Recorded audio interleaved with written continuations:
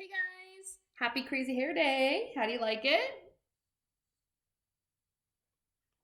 All right, chapter 15, The Escape.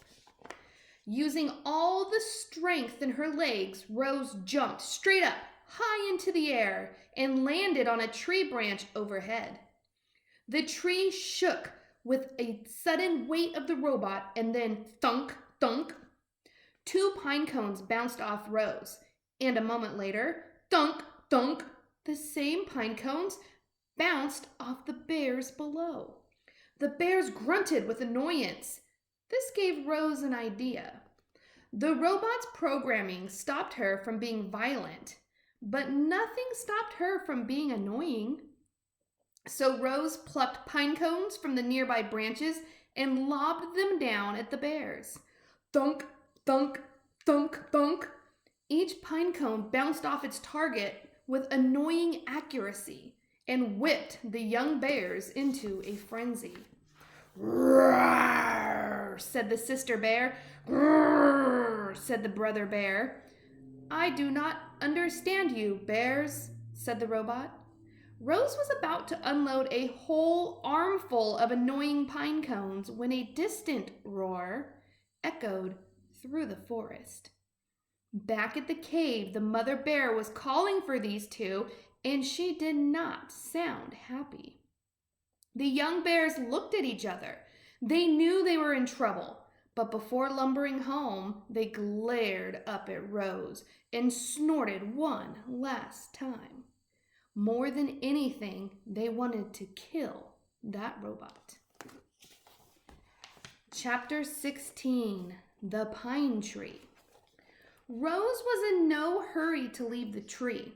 She stayed on her branch long after the bears had gone, enjoying some peace and looking herself over. In addition to bite marks and claw marks, the robot also was covered in dirt, which, of course, meant it was time for another cleaning. She was making good progress when she felt something sticky on her arm. The problem with sitting in a pine tree is that, eventually, the tree's sticky resin will find you. It always does, and it found Rose. The robot scrubbed and scraped at the resin, and soon her fingers were completely coated in the sticky stuff. Then it was all over her arms, and her legs, and her torso. And things were about to get even messier. A robin swooped into the tree and began screeching and fluttering around Rose. The bird had recently finished building herself a new nest. It was a little work of art, a delicate basket woven from grass and twigs and feathers, and it was right above the robot's head. "Screech! Screech!" said the robin. "I do not understand you, Robin," said the robot. The robin continued screeching and fluttering, and then splat! She splattered her droppings across the robot's face. Ugh. This bird was serious, so Rose scooted away, farther out on the branch until she heard a quick, sharp crack. Before Rose knew what was happening, the tree branch snapped under her weight and she went crashing to the forest floor. She hit the ground hard and lay there as broken branches and pine cones and needles showered down on top of her. There was another splat, and then quiet returned to the forest. Chapter 17, The Camouflaged Insect. Rose was a mess. She lay under the tree covered in a heap of broken branches and pine cones and needles. She still hadn't removed the sticky resin from her body. And then there were the bird droppings. She was about to get up and give herself a rigorous cleaning when she noticed a peculiar twig. The twig was moving. It was crawling along one of the broken branches on the ground. With a gentle touch, the robot picked up the twig. "Hello, stick insect. My name is Rose. You are very well camouflaged." The stick insect's body was long and thin. He had the same shape and colors and markings as a real twig. But if you looked closely, you just might see two tiny eyes and two spindly antennae. The insect didn't make a sound, and he sat perfectly still as the robot.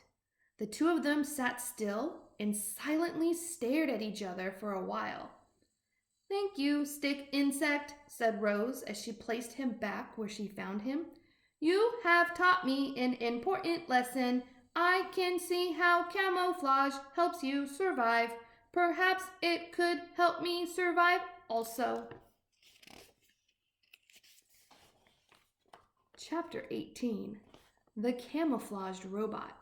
Now I have to show you this picture because I think it's rather cute. Look at Rose, all camouflaged. As you know, reader, Rose had always liked to keep herself as clean as possible. But her desire to stay alive was stronger than her desire to stay clean. And our robot decided it was time she got dirty. Rose was going to camouflage herself. She'd gotten the idea from the stick insect, but Rose quickly realized that camouflaging herself as a twig was out of the question. Nope, the robot would have to blend into the landscape itself. She began by smearing handfuls of thick mud over her entire body. Then she plucked ferns and grasses from the ground and sank their roots into her new muddy coating. She placed colorful flowers around her face to disguise her glowing eyes, and any bare patches were covered with tree leaves and strips of moss. Our robot now looked like a great tuft of plants walking through the forest. She waited for darkness, and then she padded to the center of a clearing, nestled herself between some rocks, and became part of the landscape. A few hours later, the sky was brightening, the fog was lifting, the nighttime animals were slinking home, and the daytime animals were beginning to stir. It was just an ordinary morning on the island. However, there was that new tuft of plants in that one forest clearing. Only the bees had noticed the tuft.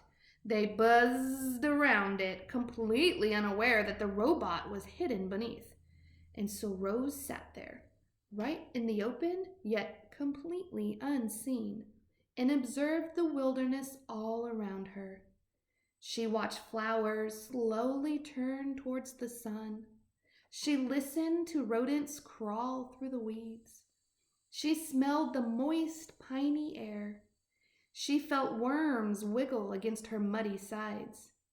A week later, the tuft of plants was gone. But there was a new clump of seaweed on the shore. A week after that, the clump of seaweed was gone. But there was a new bramble on the mountain. Then there was a new log on the riverbank, and then a new rock in the forest. Do you know what the author's hinting at? What do you think Rose is doing that entire time? Okay, let me know. And I look forward to seeing you guys tonight with your crazy hairdos. Bye.